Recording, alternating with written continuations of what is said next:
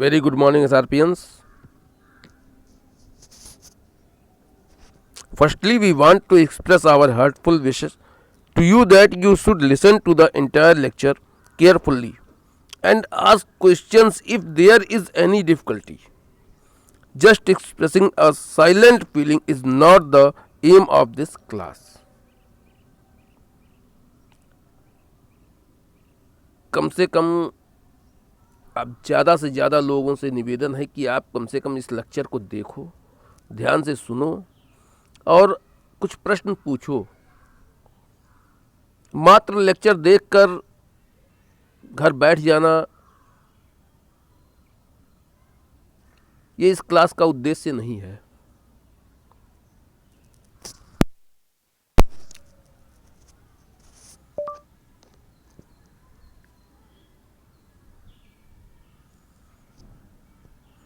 आज हम आगे भक्तिन जो कि महादेवी वर्मा द्वारा लिखित है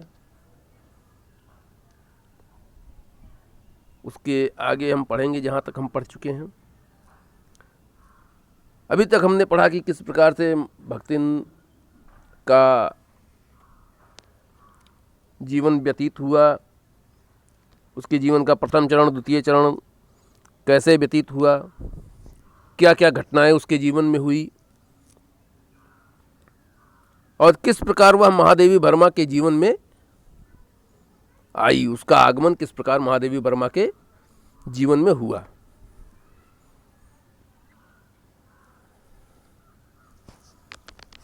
आगे हम पढ़ते हैं। भक्तिन के इस सारगर्भित लेक्चर का प्रभाव यह हुआ कि मैं मीठे से विरक्त के कारण, बिना गुड़ के और घी से अरुचि के कारण,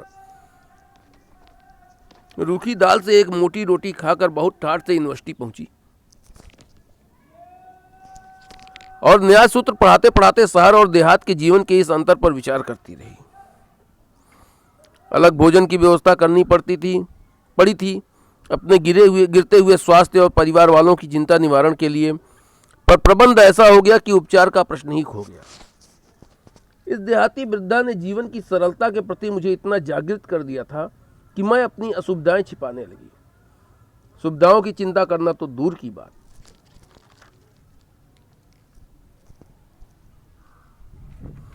इसके अतिरिक्त भक्तिन का स्वभाव ही ऐसा बन चुका है कि वह दूसरों को अपने मन के अनुसार बना लेना चाहती है, पर अपने संबंध में किसी प्रकार के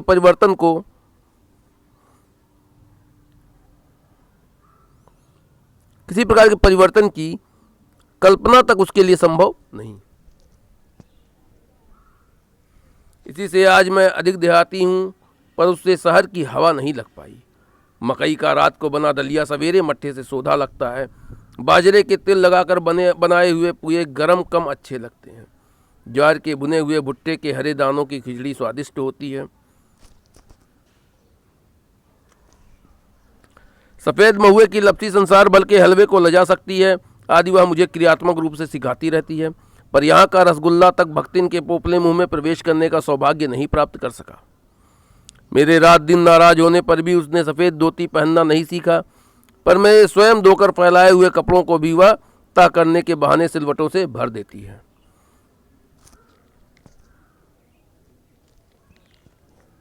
मुझे उसने अपनी भाषा की अनेक दंत कथाएं कंठस्थ करा दी हैं, पर पुकारने पर वह आय के स्थान में जी कहने का शिष्टाचार भी नहीं सीख सकती। महादेवी वर्मा के कहने का तात्पर्य है कि भक्तिन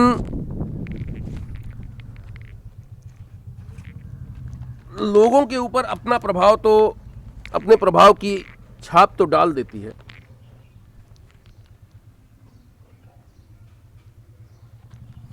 परंतु लोगों के ऊपर वो अपनी छाप तो डाल देती है, परंतु उसके ऊपर लोगों की छाप पड़ना एक असंभव सी प्रतीत होने वाली बात है।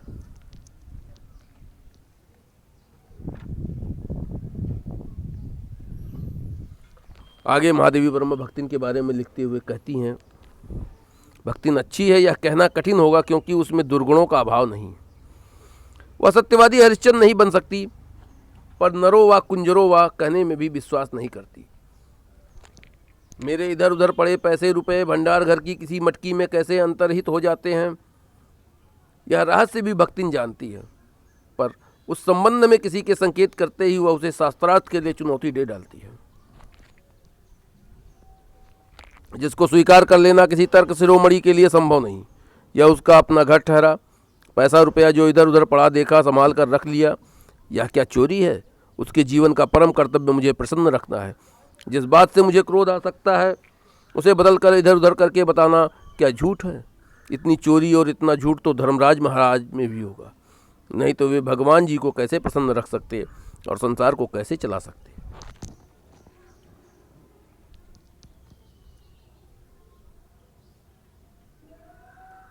शास्त्र का प्रश्न भी भक्तिन अपनी सुविधा के अनुसार सुलझा लेती है।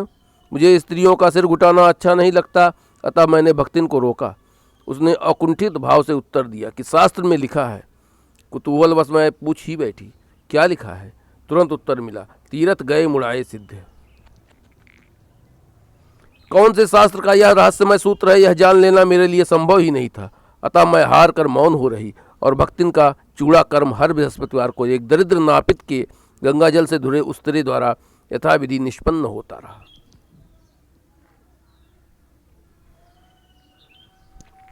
पर वह मूर्ख है, यह विद्या बुद्धि का महत्व नहीं जानती। यह कहना असत्य कहना है। अपने विद्या के अभाव को वह मेरी पढ़ाई लिखाई पर अभिमान करके भर लेती है। एक बार जब मैंने सब काम करने वालों से अंगूठे के निशान के स्थान में हस्ताक्षर लेने का नियम बनाया, तब भक्तिन बड़े कष्ट में पड़ गई, क्योंकि एक तो उससे पढ़ने की मुसीबत नहीं उठाई जा सकती थी, दूसरे सब गाड़ीवान दाइयों के साथ बैठकर पढ़ना उसकी वयोवृद्धता का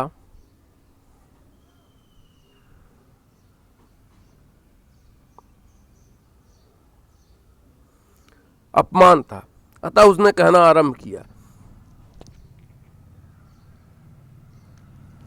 हमारे मलकिन तो दिन रात दिन हमारे मलकिन तो रात दिन कितबियन माँ गड़ी रहती हैं। अब हमहू पढ़े लागब तो घर गृहस्थी कौन देखी सुनी। पढ़ाने वाले और पढ़ने वाले दोनों पर इस तर्क का ऐसा प्रभाव पड़ा कि भक्तिन इंस्पेक्टर के समान क्लास में घूम घूम कर किसी के आ ई की बनावट, किसी के हाथ की मंथरता, किसी की बुद्धि की मंदता पर टीका टिप्पणी करने का अधिकार पा गई।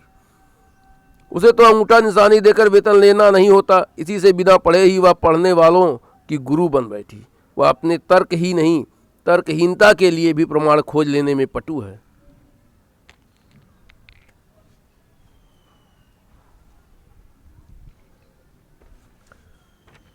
अपने आप को महत्व देने के लिए ही वह अपनी मालकिन को असाधारणता देना चाहती है, पर इसके लिए भी प्रमाण की खोज ढूंढ आवश्यक हो उठती है।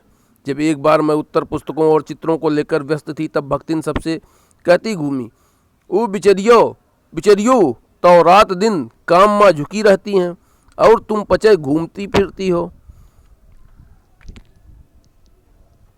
चलो तनिक हाथ बटाए लो। सब जानते थे कि ऐसे कामों में हाथ नहीं बटाया जा सकता, अतः उन्होंने अपनी असमर्थता प्रकट कर भक्तिन से पिंडी छुड़ाया।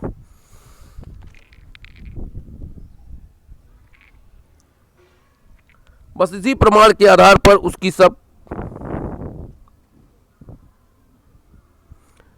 अतिशयोक्तियां अमर बेल सी फैलने लगी। उसकी मालकिन जैसा काम कोई जानता ही नहीं, इसी से तो बुलाने पर भी कोई हाथ बटाने की हिम्मत नहीं करता।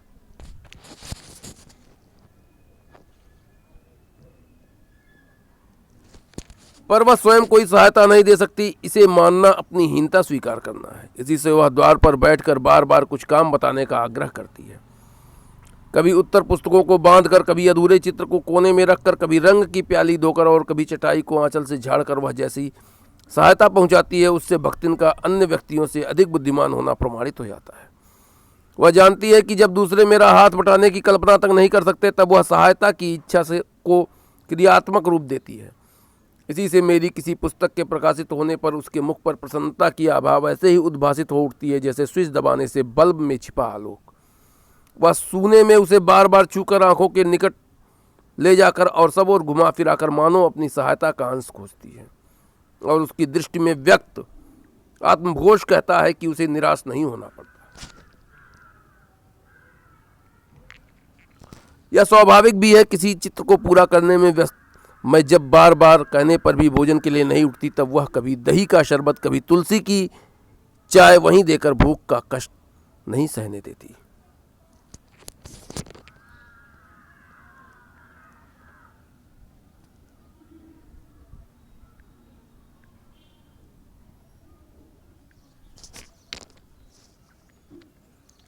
अब हम आपको इन गद्यांशों के आधार पर कुछ प्रश्न देंगे,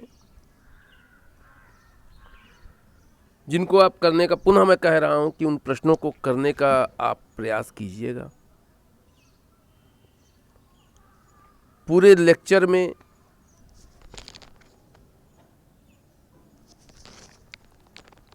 अगर आपको कहीं पे भी लगता है कि आपकी समझ में कोई चीज नहीं आ रही है, किसी शब्द विशेष का अर्थ आपको नहीं आ रहा है, जैसे पिछले लेक्चर में एक बच्चे ने 2-3 वर्ड का अर्थ हमसे पूछने का प्रयास किया था, जिसका मैंने भी समुचित उत्तर दिया। अगर आपको कहीं पे लगता है कि यहाँ पे आपको समस्या हो रही है, तो आप कमेंट के माध्यम से इन इवनिंग 6 to 8 PM आप कभी भी पूछ सकते हो, कमेंट के माध्यम से अपने ग्रुप में। हम प्रयास करेंगे कि आपके प्रश्नों का समुचित उत्तर हम आप तक पहुंचा सकें।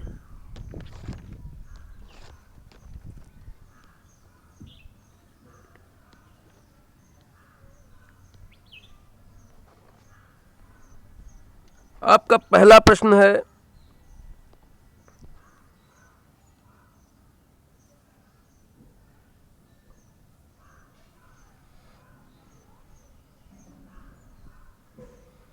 भक्तिन को सारगर्भित लेक्चर लेखिका को किस कारण से देना पड़ा? पुनः सुन ले। भक्तिन को सारगर्भित लेक्चर लेखिका को किस कारण से देना पड़ा? अगला प्रश्न, भक्तिन ने स्वयं की पाक कुशलता के संदर्भ में लेखिका को क्या बताया? भक्तिन ने स्वयं की पाक कुशलता के संदर्भ में लेखिका को क्या बताया?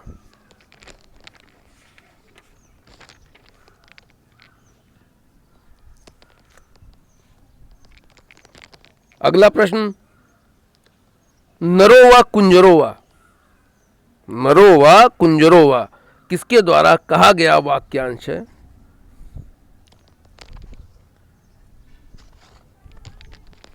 भक्तिन का मूल लक्ष्य क्या था?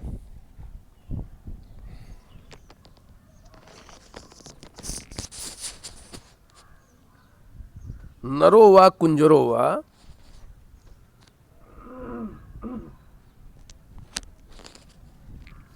किसके द्वारा कहा गया वाक्यांश है? भक्तिन का मूल लक्ष्य क्या था? चतुर्थ प्रश्न या चौथा प्रश्न, फोर्थ प्रश्न, क्वेश्चन, भक्तिन भंडार घर की मटकी में छिपाकर रखे रुपयों को चोरी क्यों नहीं मानती? भक्तिन भंडार घर की मटकी में छिपाकर रखे रुपयों को चोरी क्यों नहीं मानती?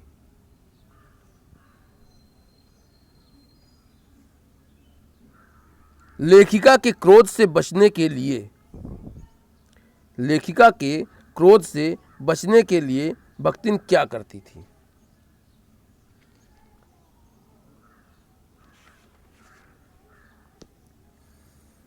अंतिम प्रश्न, शहरी और देहाती जीवन का अंतर बताएं। अंतिम प्रश्न है आपका, शहरी और देहाती जीवन का अंतर बताएं। हम पुनः आपसे कह रहे हैं कि अगर कोई समस्या हो तो आप उस समस्या का समाधान लेने का प्रयास करें, किंतु सबसे बड़ी समस्या यह है कि समस्या तब होगी जब आप इस लेक्चर को सुनोगे ध्यान से।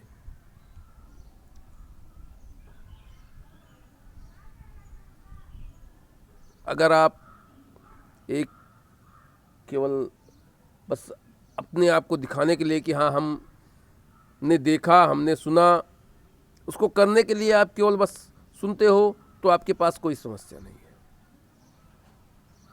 तो इसलिए ये हम जो क्लास ऑनलाइन चला रहे हैं इसकी सार्थकता तभी है जब अधिक से अधिक बच्चे इसको देखें और इसको समझने का प्रयास करें और उस पर अपने विचार, अपने प्रश्न करें। धन्यवाद क्लास, थैंक यू। सुरक्षित रहें, हंसते रहें, मुस्कुराते रहें। जय हिंद।